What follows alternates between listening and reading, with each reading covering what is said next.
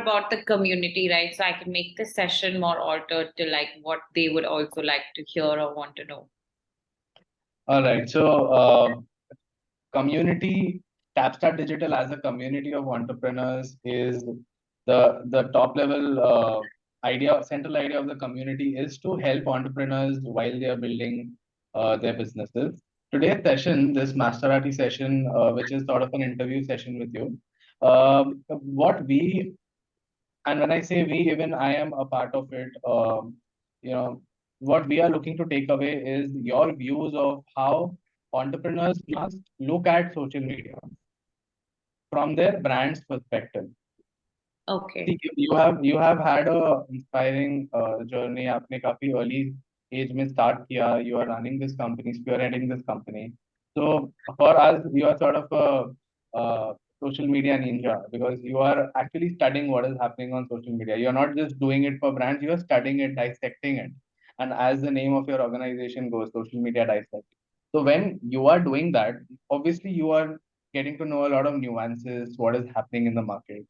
And when it comes to how we plug all of this with our community, with the entrepreneurs, and I would like entrepreneurs to pitch in if you all want to specifically know something or want to have a specific takeaway from today's session. Every one of you all, please feel free to unmute and add to whatever I'm saying. Uh, the context for today's session is how can entrepreneurs look at social media when it comes to their brand?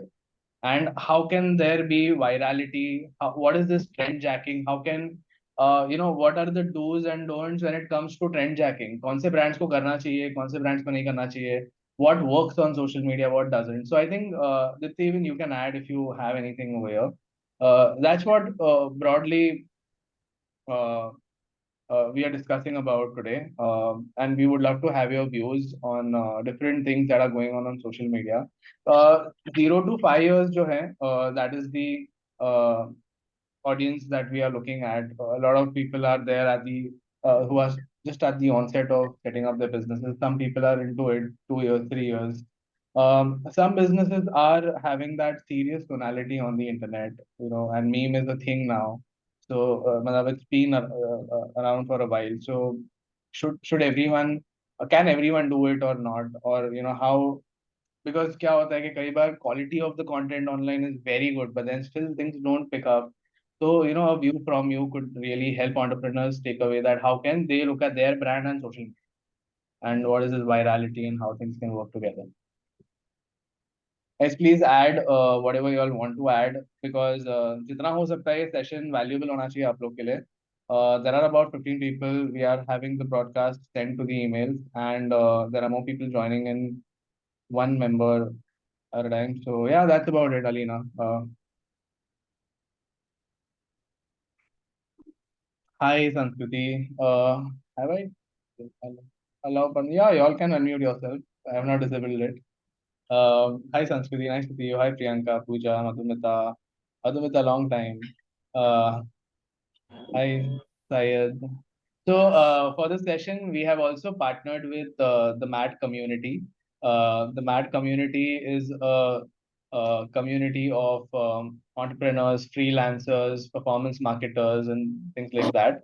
So, there are people from MAD community also joining us. So, all of you all who are from the MAD community, a very, very warm welcome to this session. And I'm sure this session is going to add immense value to you. And Aleena is going to share some excellent insights about social media that will be a good takeaway for you.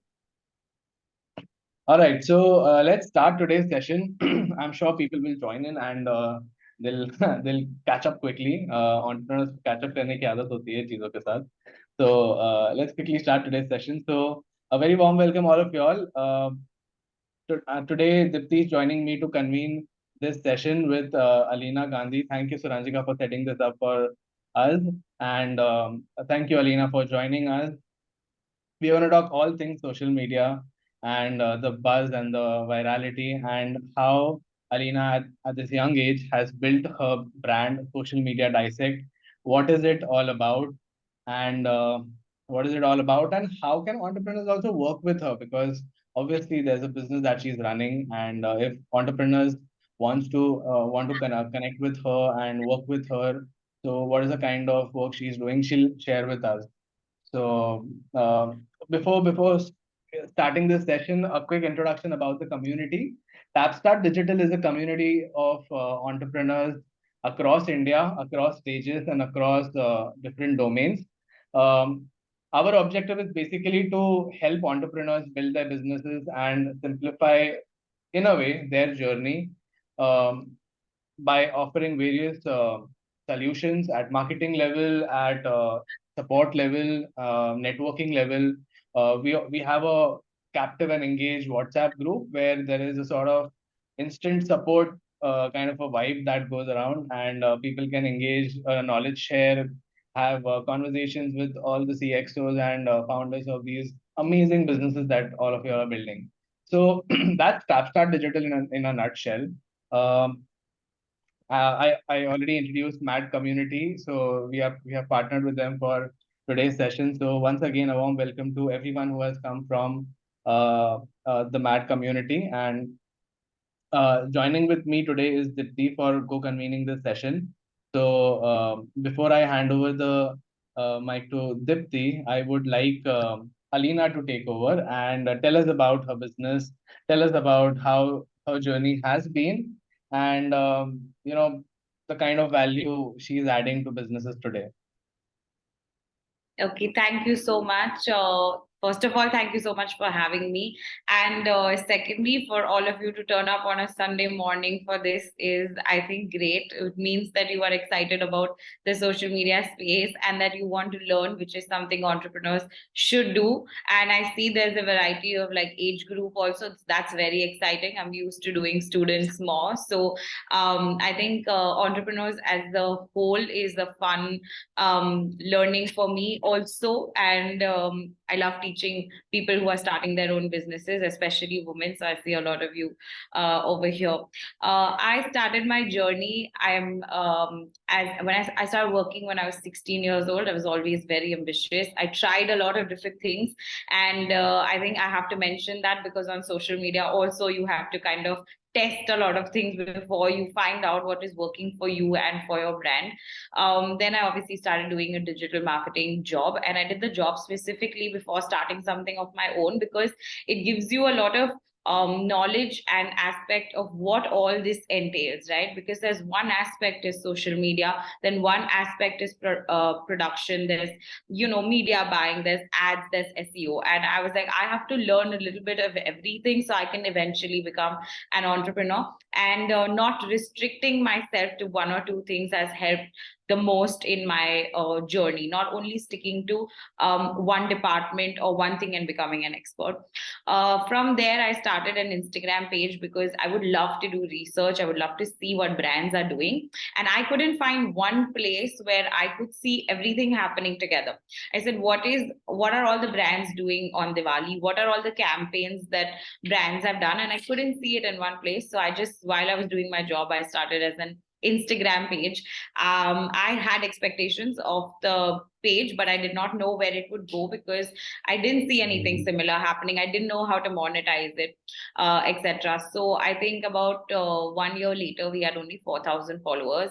And this is the backstory that I was going to give up. Like all entrepreneurs at some stage, I'm like, this is not working out. But that's the thing about entrepreneurs, right? You have to be consistent. You have to not give up. And then suddenly you see like something working out. So I think the second year we went from 4,000 to 80,000 followers, and we saw a lot of traction.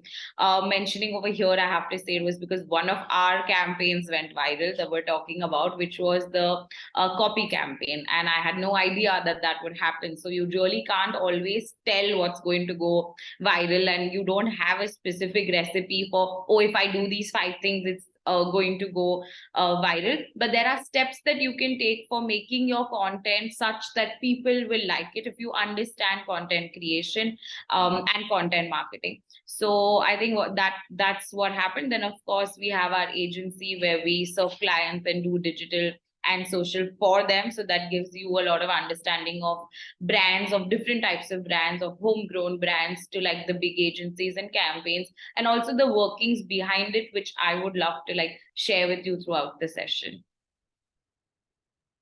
Awesome. You have not only been featured in the Forbes India magazine, but also you have a book of your own. You have authored a book. Tell us about that. So when I was, I think 19 years old, I loved writing. So I wrote a book at that time, and again, I didn't have any idea of publishing at all.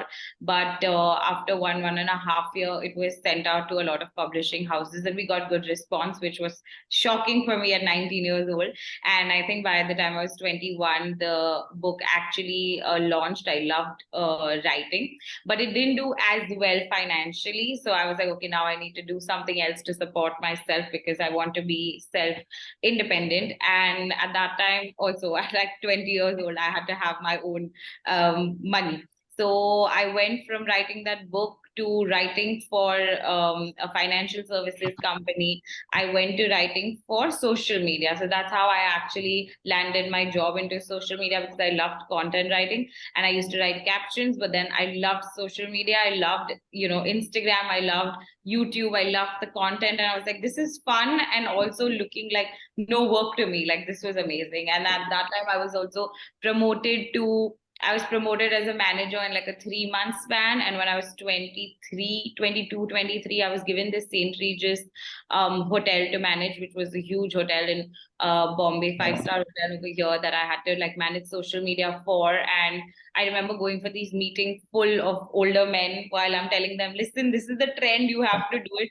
And this is like, this is going to go viral, we have to do it. And to the whole journey of like even convincing the clients that, you shouldn't be doing a 1 minute long video, because Facebook has come out with the fact that a 3 second, if somebody's watching your video, is a video view, which means they're watching shorter form content. So like years ago, telling them, convincing them that you have to do short form video was something that I like doing as an entrepreneur, is like predicting what is going to happen in the future and then sharing that with others also, that here's what you should concentrate on. Awesome. Great. Thank you so much, Aleena, for sharing your journey. I think you had a diversity in everything, not just specific to one product or service, but to different I would say sectors. But like for the many from in when we are starting, we don't understand like what is the difference between trend jacking, or like what is difference between, is it same to viral marketing? So if you can help understand, like someone who's naive, or someone who's just starting out as a small business, or someone who is into business also, but they are trying to push their social media engagement, how is these terms different or similar, and how can we leverage that? Okay, so to begin with, trend marketing is basically or trend jacking is basically when you see something that is going viral online, and we all consume content, so we come to know, right? For example, I think a month or two ago, if you saw, Zomato and Blinkit did the billboard ad where they said they had, doodh mangoge, doodh milega, and kheer mangoge, kheer milega, and that went absolutely viral. And I know the people working behind it also at Zomato. It was his last campaign before he left the company, and it just picked up because it was so relatable, it was so fun, there was this whole age group that they were trying to target, so they had a lot of those things behind the campaign. And what happened with other brands is that they all started adapting to the trend, which is what happens now. How do I also, for example, pick on something to feature on our page and say that this is good, is when it is integrated very smartly. So as a brand, I would say that if you are going to trend jack, something's happening and you want to, create some content around it, never be forceful about it. If you are trying to just come on the trend because everyone's talking about it, your content will show, and your audience is very, very smart. They will come to know that, oh, you're just like pushing it, you're just writing something for the sake of it because everyone's doing it. And audiences, you have to remember, are very smart. They will come to know in 1 second. But other than that, if you find a way to creatively incorporate something, where if it's a food brand, where it's a hospitality, where it is FMCG, and you can come up with something creative to that trend, that is when your trend will also pick up, because everyone is talking about it. So that's something that you have to keep in mind, that you have to creatively adapt to what is the trend. Otherwise, your adaptation of the trend will not resonate with your audiences. So that is something I make sure I tell everybody is don't force the content, create content that is going to do well in itself. Apart from that, viral marketing, when we talk about, is basically something that in layman's language is something that everyone will like to share and save. And all platforms focus on these two things very adamantly. So it's not so much about the likes. Now it's not so much about the comments also. When somebody saves your post and when somebody shares the post, the algorithm of the platform then understands that, oh, this post or this campaign is important, which is why somebody is saving it, and the platform wants its benefits, right? So if you understand from, for example, Instagram, you will understand that, oh, if somebody is saving the content, they're going to stay on the platform longer. So if you work with Instagram as a platform, instead of just thinking about your content will be able to grow better, because people are going to stay on Instagram longer. You're giving Instagram what Instagram wants. If somebody is sharing it, means that content is going to be seen by more people. So how we create campaigns or how we choose campaigns is also keeping in mind that your content is something that people are going to share and that people are going to save for referencing later, which is why memes have become such a viral trend. In fact, I know this company who has 100+ employees, is a friend of mine. His marketing agency only creates memes for all the top brands in India. Literally only memes. And at that time, I was like, really? Is the company only doing, that's one thing to do digital marketing, there's one thing to do social, there's one thing to do photo shoots and production. But there was this, yes, it was WLDD, Tarun.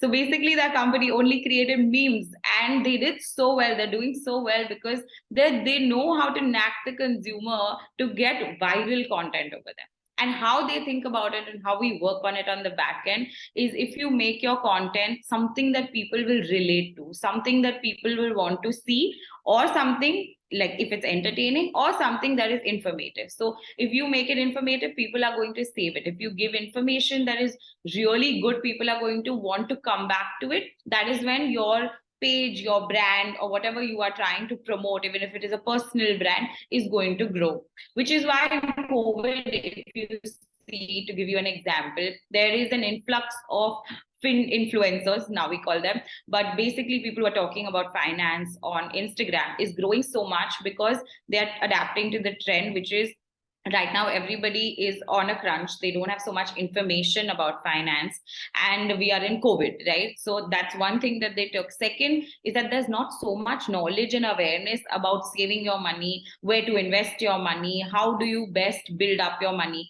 all of those things. And that one influencer, two influencer, three, and then the others that were CAs or were from the department of having that knowledge, kind of all created content around that, and then they all started going viral. So we had an influx of people who were at one time fashion influencers. We could only see fashion all around and we could only see that type of content. Now we see a lot of tech, we see a lot of finance. So that is something that to keep in mind, is what is also the industry looking for and finding, so you can talk about that. So even as a brand, I would recommend that look at your audience and say what is the kind of content that they are going to save. And if you think that you are giving some information to them as a brand, that is going to be, you know, something that they share with their friends or something that they are going to save, then always do that. Apart from obviously doing collaborations, doing other activities that build up your brand, and not just saying that.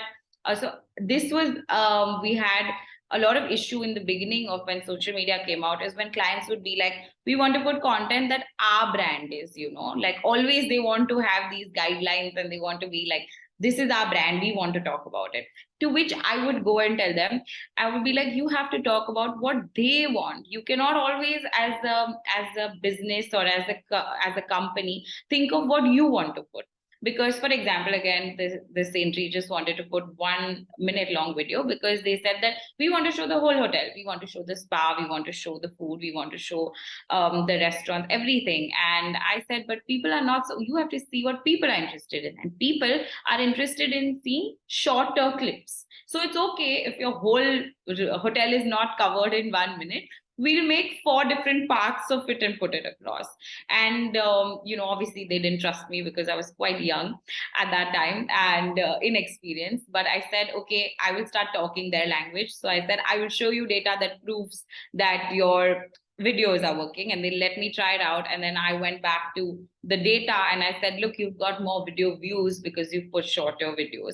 So you have to go according to the trend. That's how you jack the trend. It's not always, oh, this thing is going viral and you're going to put it out. For example, AI, if you do something around AI, if your brand can do something around artificial intelligence, it's going to be huge because you will be able to fast track your work and you'll be able to connect with the audience that's all talking about the same thing. So whatever industry you are in, whatever field your brand is about, take what is happening in that industry as a whole and create content on that. And that is when you're actually trend jacking. That's actually when you're following what people want to do. So don't think of it always as your brand. Think of it as what my audiences will like to see.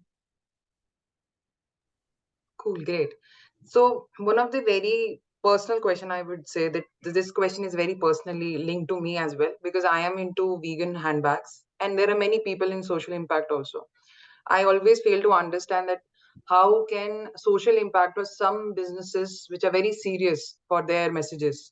For example, if they are educating for child rape or if they're educating for sustainability. So is that meme marketing and viral marketing is only specific to certain industries that they can only leverage it? Or is that, for example, serious businesses can also leverage it? If so, then how? Okay, so viral marketing always doesn't mean it has to be funny. Like, I know memes are always obviously funny, and there are lots of industries that can do that. But there are trends or information that even serious brands can leverage to grow. So, for example, like I said about saving content. So, if there is some kind of information that you are giving that people don't have, not something you can find easily, they're going to be able to save it immediately and be able, your page or your efforts are going to be showcased like that. So for example, when I do memes on the page, I don't do a lot of memes because I want more serious content, more intelligent content, because that's my audience, right? So at that time, what I will talk about is more information about my industry, about my community, because at the end of the day, these platforms are giving you a strong sense of community. They are telling you, here's somebody who's going to relate to what you are relating to and stands for the same thing that you stand for. So right, so for example, around vegan bags, like you said, I can think of at the top of my mind is that if you give us information about, why is this so important, why is it something that I should care about or have information about, that's also giving me enough information to be interested in your brand, rather than I think in the beginning of social media days where people would just put up the product. And now we go to the brands and say, you don't have to just put the product. It's not necessary some of your content pieces have the product also. Tell us more about the brand. Tell us more about the story. Tell us more about, how you come about with this. Your messaging, your story is going to connect with the other people. And that's when they're going to form a community. I remember there is this shoe brand, right? So all they could have done is they could have posted pictures of their shoe, which was very nice, Indian kind of shoes. And their marketing is so interesting because they don't just talk about the shoe, they also talk about the story behind it. So one day you will see an unboxing and they'll see that, we were returned because, our package was damaged. And to cover up for that, we sent them a new pair. And people saw that and it went viral apparently. And then after that, the brand started doing more of that. They said, okay, let us tell our story.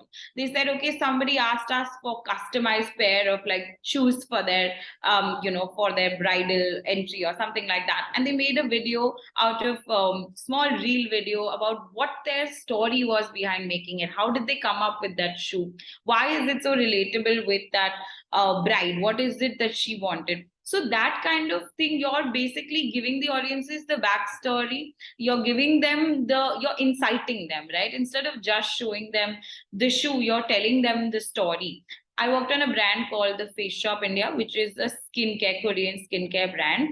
And they were new. Their prices were of something like a L'Oreal's Clinique and, all of that. But that the marketing head over there, again, I was very young. She said, we don't want to do a Clinique. A Clinique or a L'Oreal, for example, or Lakme are already established brands. You already know what a Lakme is. You already know what a L'Oreal is.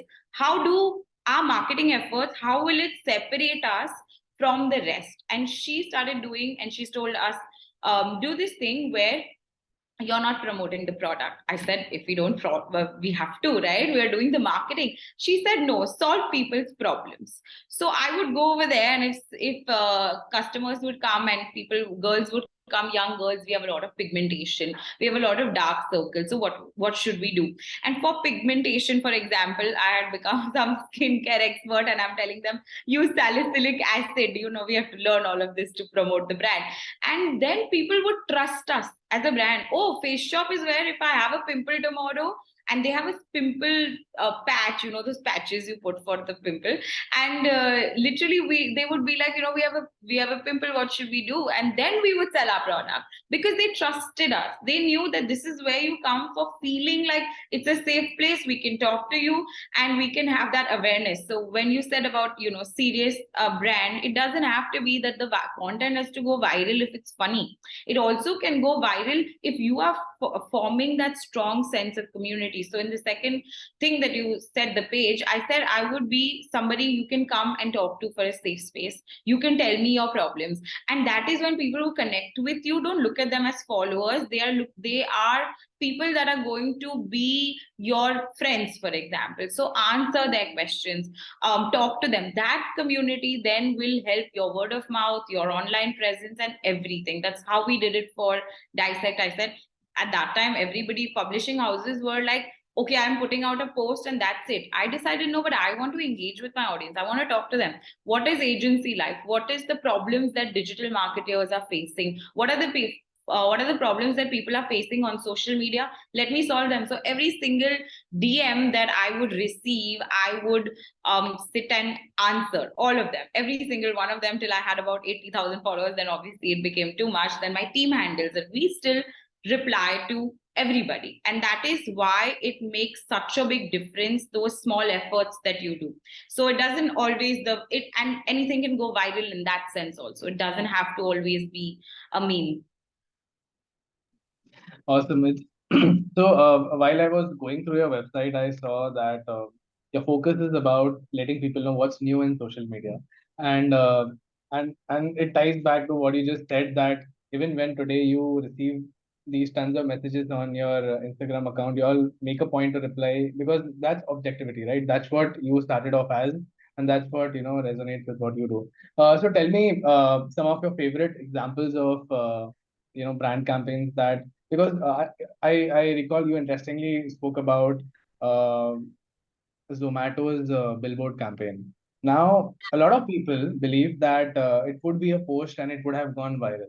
Uh, some people think that, and lesser bunch of such people think that it was a well-planned, thought-through effort or a campaign to execute that and make sure that it goes viral or something like that. So, what are your views about it? Are these campaigns planned or executed in a way that they get this kind of response from the internet, or is it just a fluke or a by the way thing? And I think this is something that will add some kind of insight to the entrepreneurs के हम अगर हमें उसको इस तरीके से करना है तो फिर how do we approach it? Because your friend said you said that your friend was he was behind this campaign. Yes. So basically what happens in this campaign is, obviously they plan it in such a way that you want the campaign to go viral. So there is that effort and planning that we want this campaign to do really well and be shared. So what happens in that is that they plan it accordingly, but they also plan a lot of different campaigns like that don't go viral. So on social media, you can never give a guarantee to a client or to somebody that this is something that will go viral. But there, like I said, there are elements that you can plan. So I can plan today that maybe I do this and it's going to, there efforts I do that are going to make it like go viral. But then at the end of the day, it's the audience. You have to leave it on them if they like it or not. So before they came up with this, I'm sure the processes are such that you have to make sure that there's a lot of pages talking about it. You have publishing houses that pick it up. You have people, important people that share it. So all of that aspect of virality, they make sure it happens. And then some of them really resonate with the audience, which is why it gets much more traction. So for example, even the cred ad, if you guys remember, which had Saurav Ganguly in it, was made from the point of view that this is something that we want more people to like look and share. Now, when you say that an angry Saurav Ganguly, that is something that will incite people, and we will be like, oh, what is happening? But how do you make it reach to more people? They have the access, they have the platform. So what they do in that case is that they do the right aspects of viral marketing, which is also, like I said, people have to share it, right? So they make the right people and the more important people share that piece of content so that it's going out to more people. What happens with brands, and even smaller brands, is that they'll take a post or they'll create a campaign and they'll put it out, but they're not pushing it out. You know what I mean? That is the difference. So for example, and I always say this, it is as if posting on social media is like you have gone to a party. Okay, you're going there, but you're just standing over there. You've posted. If you have to network, if you have to go out there, talk to people, is when you are actually engaging and sharing that piece of content. So what is the point of just going to the party? Yeah, you've gone to the party, you're there, everybody knows you're there. So you put out your content, everybody knows your content is there. How do you get more people to know it? How do you engage? How do you talk more? So that has to be that you have to go. If you're going to the party, you also have to talk to everybody, right? So if you are posting content, it's very crowded today, you need to spread that information through as many sources that you can. So whether it is a push by an ad, right, you're running an ad on it, more people are seeing it, it can go viral in that way, and you don't have to spend a lot of money. If it is a good campaign, organically only it will pick up. You are giving it a little push. If you are asking people to share it, then you are giving it a little bit more push, and that push helps you to then have your campaign seen by many more people. So that is something that we recommend, is that you need to do. Another campaign that's one of my favorites, all-time favorites, is when Swiggy actually came out with the Voice of Hunger campaign. This is when Instagram actually launched the voice note feature in DMs, right? And Swiggy said, okay, let me capitalize on sending voice note in a DM. It was a new feature. So they tapped on the new feature. They said, with your voice, make a shape of a food in the DM and send it to us. That campaign has gone viral. And how? Because people are literally like going over there and screaming and shouting and doing to make. I remember also making a seek with my voice, trying to, obviously I did trial and error, and I made a seek, and I sent them a seek because I was so interested. As an audience, I participated in that because it's just so fun, and they were replying to it, and it went viral. And how? Because you're tapping onto a new feature, you are actually getting audiences to engage. And at that time, Instagram had already told us, we have these sessions with Instagram where they keep updating us on what is happening, and Instagram had already told the industry that we are giving importance to DMs, because those are text messages that you are sending to somebody, and the more DMs you have, the more your page will have more an audience, and it will get pushed out more. So they took that thing and they created a campaign around it that now everybody was talking about, everybody was involved. And then they did a follow-up campaign, I remember, where it was Instagram again came out with the music feature on the stories. Now we all use it, but at that time it was new. And Swiggy actually put out stories where the delivery guy is like moving around to come. And every time, like from the time he leaves to the time he reaches home, what is the feeling in us? They put it in a song. at the background of the story. And again, that went viral because you loved it. Like, oh, this is how I feel when the Swiggy has been ordered. And this is how I feel by the time I'm waiting for my order to come in a song. So that is something very creative, very interesting, and something that people are going to talk about.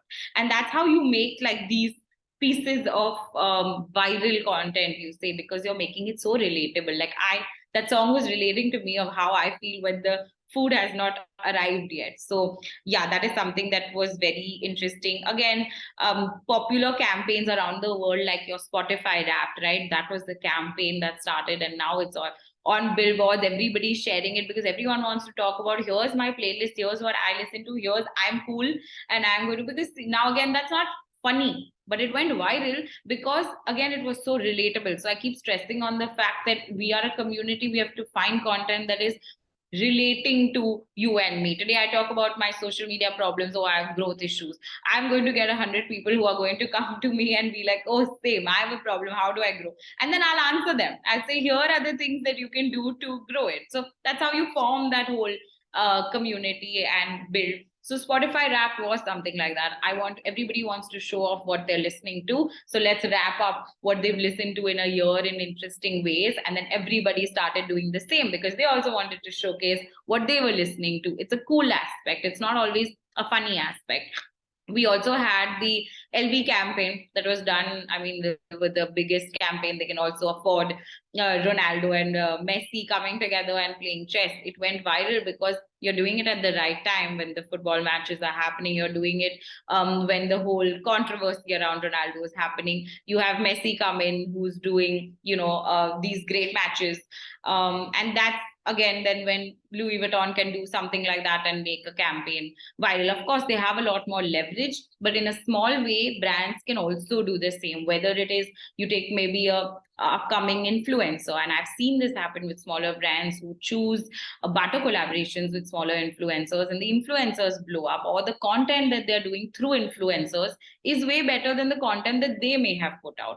So those are the aspects that you have to remember to spread the word about your campaign. Get your 5 influencers to talk about your campaign. It's going to give you a lot of leverage. It's going to give you a lot of views because they are talking about it in a different unique way. Correct. So one last question from my side. I think Dipti will have a couple of questions, and then people are just waiting to ask their questions in the chat box and also on my personal chat. So quick couple of things that you want to red flag that entrepreneurs should not do when it comes to social media marketing for their brand accounts. Okay, so like I mentioned already, one is that you should not force content. If everybody is doing it and your brand is not fitting into it, leave it out. It's okay. You don't have to do every single trend that somebody is doing. So that is something I have to say, to be aware. Second thing nowadays is that people are very aware. So doing something that is not inclusive is a problem. So if you are only showing one shade of a makeup product, of a foundation, is a problem. If you're showing clothing and you're only showing it on one particular size, it's a problem. So you have to be aware that your audiences are now well aware, and you're going to be able to, like I said, connect with people. If you show a skinny model always wearing your clothes, it means that people like us who are of different sizes are not going to be able to wear it. You're not going to relate.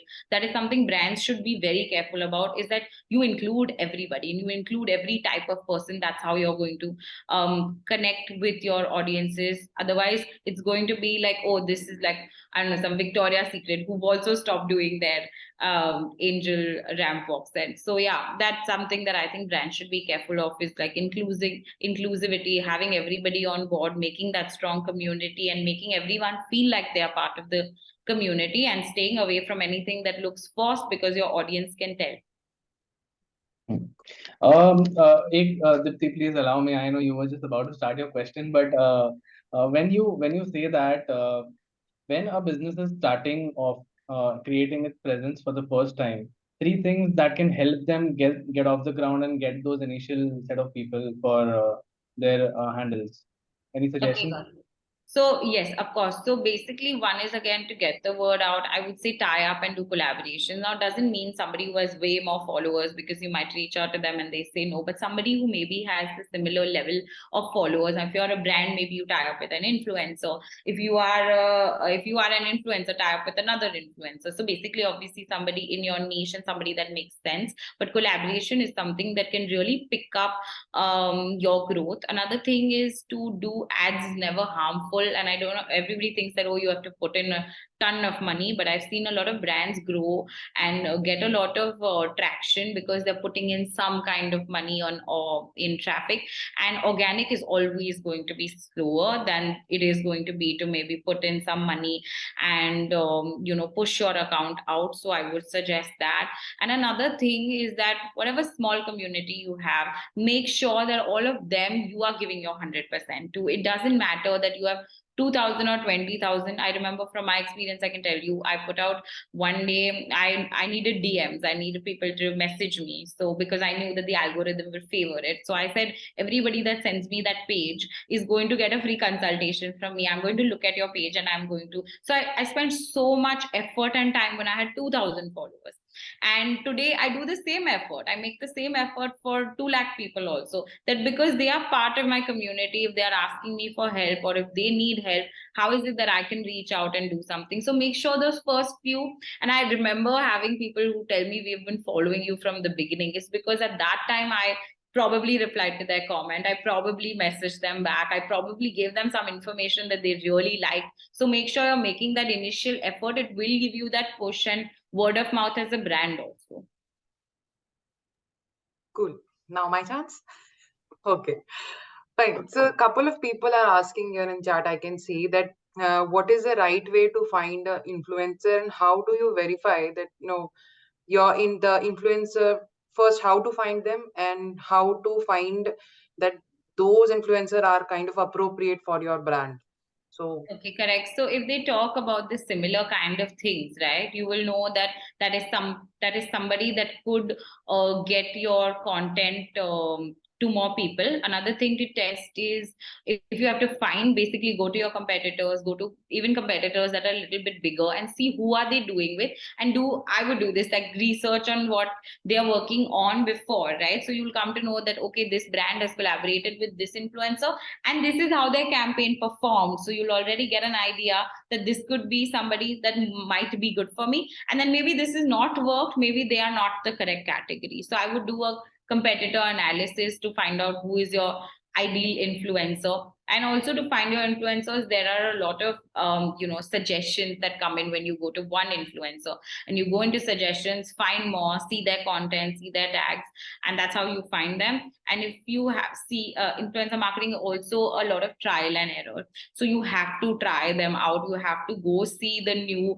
influencers that are coming. Maybe do a demo with them, maybe do it at a lesser cost initially and tell them that, once we grow, we'll be keeping you in our roster, things like that. And then making sure that you guys are growing together also. So that's how I would pick up my influencers initially as a smaller brand and then make them. It's obviously a lot of trial and error, who works, who doesn't work. But as large, you will be able to tell that this is somebody who stands for the same thing as I do, and they will be able to promote my brand well. is there any automated tool or maybe a tool for finding a right kind of influencer? So we've also tried a lot of automated tools. It gives you their number of following, but you have to go and check yourself whether this following is actually even real or not, because they have a lot of fake followers, right? That's how the industry is. So I would go do the research and maybe, just check if their followers are actually engaging with their content or not, or are they just having the views. So that even if you automate it, I feel like it's much better to do it manually, especially when you're a small brand and budget is a constraint, right? We have bigger campaigns where they don't care. They just go like, okay, 10 top fashion influencers, top 10 tech influencers, whether they're relatable, whether they have the engagement or not. So that's for big brands. For small, I would always suggest to do the research, find out if their following is somebody that is loyal, their comments are real, things like that, for you to be able to tell that this is my fit or not, and then do trial and testing. Yeah. Just a last question, then we can open for questions. What is your take for NFT and, like, for example, Chat GPT? How small businesses or even businesses can leverage that, and how are you? Because you also said that you have started building projects around NFT. So just a little bit about that. So with technology as a whole, this is something that I do, and I would suggest to other entrepreneurs is this, that always keep learning. Like, if you as an entrepreneur restrict yourself that, okay, maybe this is my industry, this is my job, this is my work, and I'm supposed to know just this, you're going to be secluded as an entrepreneur. You'll only know that much. I make sure that as an entrepreneur, I have knowledge about other things that are maybe not related to my specific work at that time, right? So in my industry, if I'm doing digital and I know that there is a new technology everyone's talking about, which is the blockchain, which is your Bitcoin, and it's related, it's Web 2 and that's Web 3, that's a different layer of working on that people will do tomorrow, whether it's metaverse or NFTs. I want to learn that. I want to know what is the future. So as entrepreneurs, I would suggest don't restrict yourself and learn about the different aspects of what's happening. So today, if everyone's talking about AI and they're saying it's going to take over future jobs, that's important for you to know as an entrepreneur. So you have to learn that, okay, what is AI doing? Today, I'll give you an example. I have one person in the company, multiple of these designers, but one of their job is basically to clip videos, like long format we give them, shoot and give them, and then they have to clip videos and create short form content and then caption it, do the editing, everything. There is an AI that is literally replacing that person, because I can give that AI the video, long format video. They will edit the pieces, they will write the caption and give you multiple segments of that. Now, as an entrepreneur, you have to be aware that that is a technology that can do that, that can write your website articles, that can write your emails, that can give you free music that is license free for whatever time you want. And those are important things that as entrepreneurs to know. So AI technology is something I can give you a little bit brief about, is taking over jobs. So you have to know how are they taking over jobs. Maybe there's something that you can find useful out of it. So, and I say this every session to everybody, that as entrepreneurs, never restrict yourself that, okay, this is my industry, this is my job, this is my social media, and I'm going to only learn that, because then you're not growing. You have to learn different aspects, different businesses, what are competitors doing. I love the fact that I have to work with different companies, right, to be able to do their marketing, which gives me a knowledge about all of their businesses. Today, I can tell you revenues of restaurants. I can tell you what fashion brands are making of what scale, is because I didn't restrict myself. I have to learn about their business also. I have to also learn about. I had a real estate client. I had to sit and learn what is floor rise. I had to learn what is the RERA, carpet, all of those things I had to learn. And that gives you an overall understanding of business and of market, how others are doing business. So that is very important for entrepreneurs to remember. Just a similar question by Himlata, that could you mention top AI tools for social media? So I have a list. I can probably share it. There are so many, but yeah, there. If you type on Google, you will be able to find so many top AIs, and they're all in their beta phases, which means they are also just launched and improvising on themselves. So that is something I would recommend. Is you go on the top AIs available, and maybe AI for video creation, AI for content writing, AI for video making. Now there is an AI, again I'm forgetting the name, but basically there's an AI that will take create a deep fake. Deep fake is when they are basically creating a human being that doesn't exist, and that person is creating the video.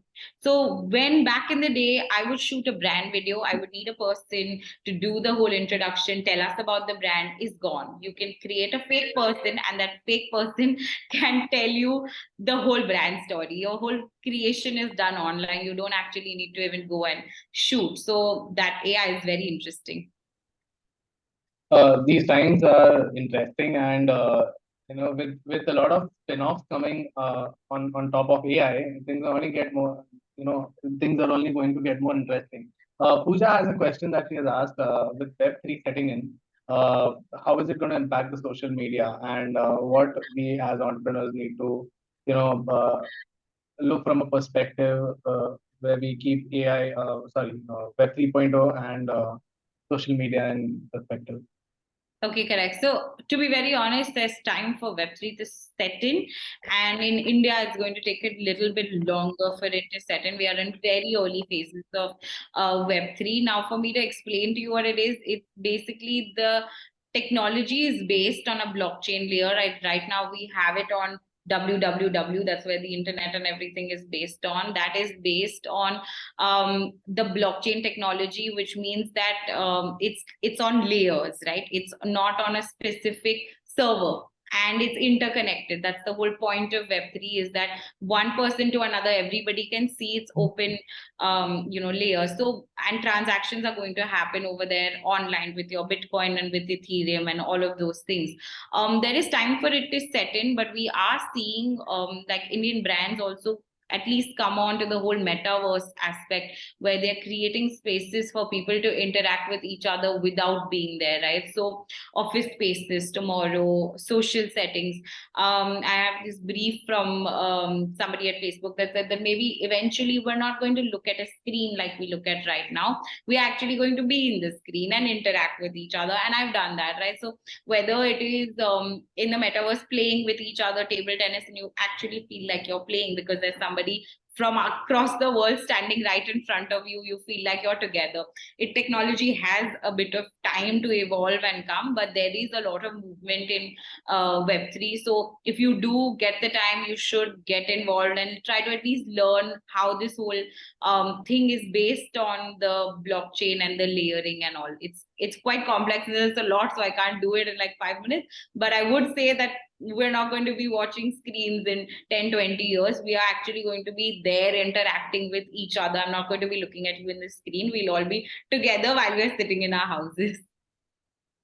Yeah, I think the infrastructure, as you mentioned, India is going to take some time. Right now, we are sitting with our mobile phones and laptops. We'll be wearing those gears, and if that's a tangible aspect of it, that can be highlighted. Uh, uh, we have a couple of questions from the people. All right, just a heads up, people. The session is going very interesting, and we have a lot of questions. So typically, we would have wrapped up the session by 12, but we are taking this liberty and extending the session. So just a heads up for that, because I want to take all the questions that are very key. So a couple of questions are asked, a couple of people are asking that are giveaways a good way of engaging and building trust on social media? Your views, Aleena, on that. Yes, there is a technical way to give giveaways. If you do a giveaway every week, I think the whole charm will go. So don't overdo it, but giveaways do work because they are going to reach out to more people, especially if you say tag two friends in the comments below and you get this hamper, for example. It's always a good way to get those people to also at least see your page and at least get the traction. And then if they are interested in your content, they will actually stay and follow also. So giveaways, I would say, are always great. Awesome. We have a question from Sanskriti for a brand that's new and looking to grow their reach. What would you suggest? Collaborating with 5 to 7 micro influencers or focusing on one macro influencer? But since it's a new brand, the budget is obviously micro influencers obviously charge nothing less than 1.5 lakhs, and the more range here. And is there a sort of other medium or a direction a brand can take to grow, if not collaborate? Okay, so I believe that you have to do some sort of collaboration, even if it is not something that you want to do with influencers and spend so much money. Maybe find other brands that are willing to grow with you, that are maybe more local, that are going to do some kind of a collaboration, maybe integrate your products together, do contests and giveaways. But I would still suggest to go with influencers because people buy through them more. Like they will want to buy from somebody who is actually using and suggesting the product than the brand itself. So I would suggest, if you don't have to go with one macro one, because starting out, I would suggest to go with influencers that are smaller and that are more, so you get a more better insight of how the performance is going. All right. We have a question that is pretty brutal and direct, that the tendency of buying followers, is it good or not? And if yes, at what stage a brand should indulge into that? Because again, a lot of brands face this issue while they grow in the very early times. People or the audience get judgmental about, oh, followers, matlab, So what is your view on that? I don't recommend that you buy followers at any stage in the page, because Instagram as an algorithm understands that you have suddenly bought so many followers. Your engagement goes down because your followers are more, and they're obviously dead followers, so they're not engaging. And the other thing is also your reach will get restricted because Instagram will understand that you have bought followers, and your audiences are again not somebody who are somebody that can be fooled, so they will be able to tell your tactics from the get-go. So I don't suggest that you should ever buy followers. You, even if it is slow growth, even if you have a small community, make sure you're making the efforts for those few number of people only, and you're growing from there, and then at some point it will do well if you consistently keep doing it. Awesome. Awesome. Dipti, do you have any questions? All right. I think Shweta is going to connect with you. She's exploring some kind of synergies with your organization. So I would, suggest Shweta to take. You can take it up with Aleena.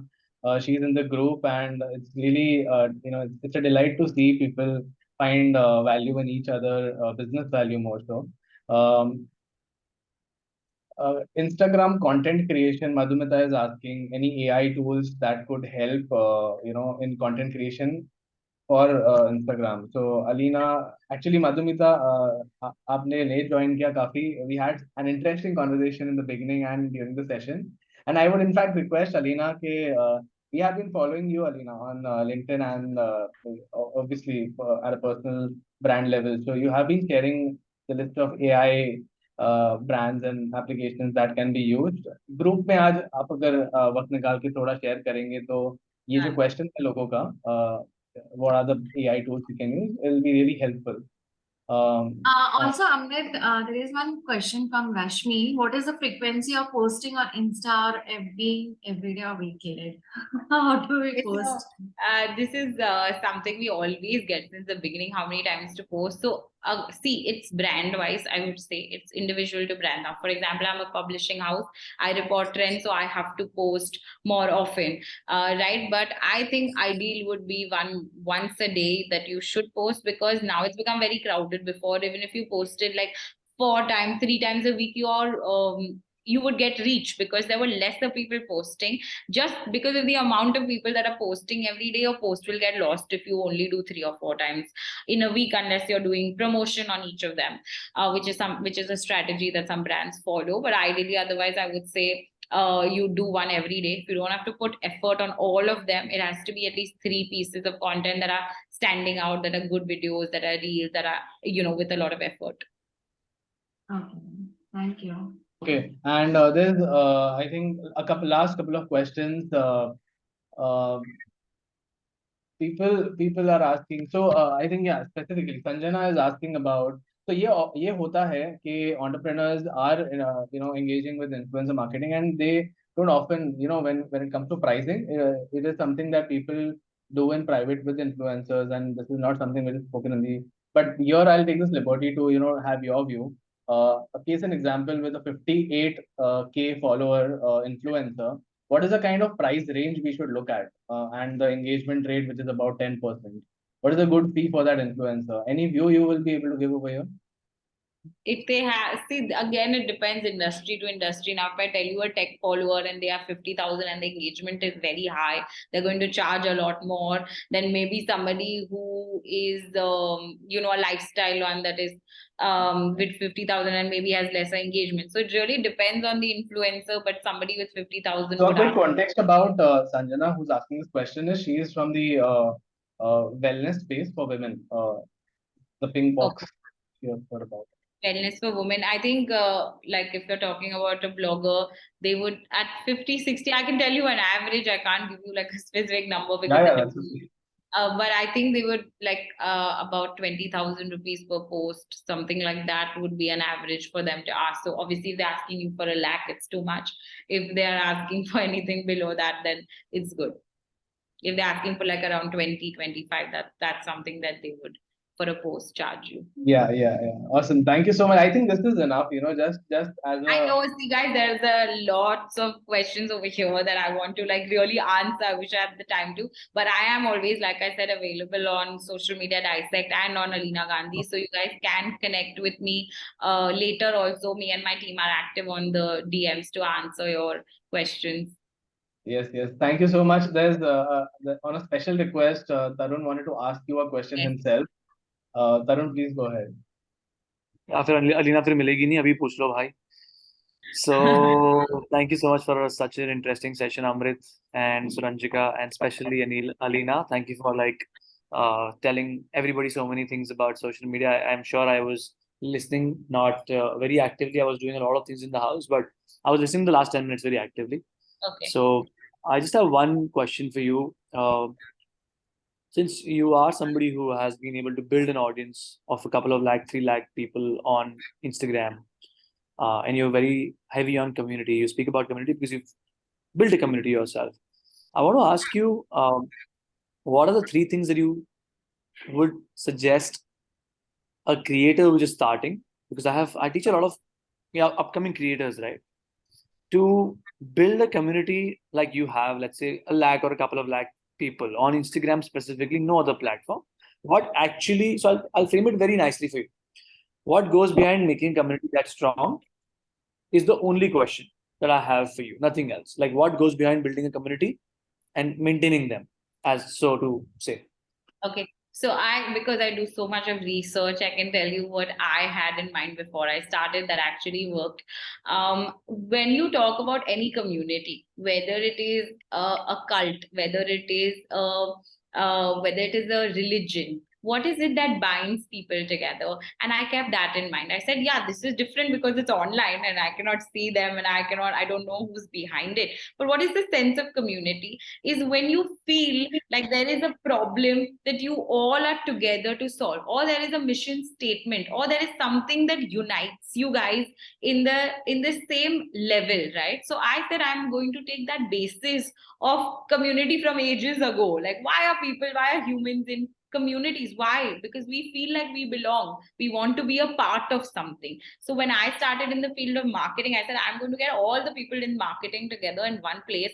I'm going to find out what are their problems. I'm going to answer their problems. I'm going to give information to them. I'm going to help them where they have a problem. And that is when they'll feel like they are also a part of something that is similar. So when I do agency life problems, everybody is DMing, everybody is commenting on those kind of pieces of content because they feel like, oh yeah, we have the same problem. Like working hours, for example, I've made it a point in my agency, nobody's working after 7 8, but in multiple ad agencies the culture is such that you're working till 12 1, answering clients and all of that. I said, no, I'm going to talk about it. It's not necessary that at 12 o'clock you have to answer a client. At 2 o'clock in the morning you're making a design change and shifting the logo. Not necessary. I'm going to say that because I have a platform and I'm going to talk about it. That's related with so many people. That said, yeah, why are we doing till 2 o'clock in the morning? It's not necessary that we have to not have work-life balance. I said you can be successful and you can have a work-life balance. If you are a woman, you can be in leadership position. That is something that connects people, and that is the thing that I talk about that form a community. So if you're starting out as a creator, find that thing that is going to make you connect with other people, and then work on your craft. Like keep working on it because that can't be just the thing. You have to keep working, keep understanding, keep learning also. Awesome. And it's really it's really pieces of wisdom that you have shared with us over here, and the kind of value we need to add for people to come together and stay together. To an extent, we have been working hard to create this culture of value within Tapstart Digital, amazing entrepreneurs community, and we believe that today's session was a sort of an example as to the value that we are trying to create for entrepreneurs and improve as entrepreneurs, because it's a learning curve and it's a journey. So quickly, not spending too much of time, I would like to thank the MAD community for joining hands with us to curate interesting people today for this session. And I would like to thank all the attendees today for showing up, staying till the end, and having all these interesting questions in the chat boxes. I really sorry if I was not able to take some questions, but I encourage you to please chat with Aleena, or maybe DM her. I'm sure you're gonna get a response, and maybe you can pick up a call with her. You never know. We would be seeing you guys collaborate with her social media dissect. Lastly, I would like to thank Dipti for co-convening this session with me, Suranjika for setting it up for us, and finally, Aleena, thank you so much. It was a wonderful, wonderful, wonderful session. Thank you so much, everybody, for coming. And I hope this session was valuable. And I would love to stay connected also with you guys in the community of yours. And yeah, thank you so much, everybody, for listening to me for so long. And hope it was valuable also. And thank you for your questions. Yes. Thank you, Aleena. Thank you so much for agreeing to be with us and share your valuable insights. I think the whole session was so captive, interesting. I didn't see any dropouts today for the first time. It's houseful, so I'm glad that all are. A special request. Please drop your views in the community. How did you all like the session? And for those who are not a part of the TSD Amazing Entrepreneurs community, you all can drop us a message on LinkedIn. I have also shared my profile. You all can connect with us, Tapstart Digital, basically. So you all can connect with us. We would be glad to add to the community. And Aleena, मेरी एक बुरी आदत है, मैं लोगों से कहता रहता हूँ, और चाहिए. So I would come back to you for some more interesting sessions for the community. And this is a voice on behalf of the entire community, right? People are going to ask for more. So I'll come back to you. And I hope that we curate some more interesting sessions with you. Well, until then, thank you so much. Have a great Sunday once again.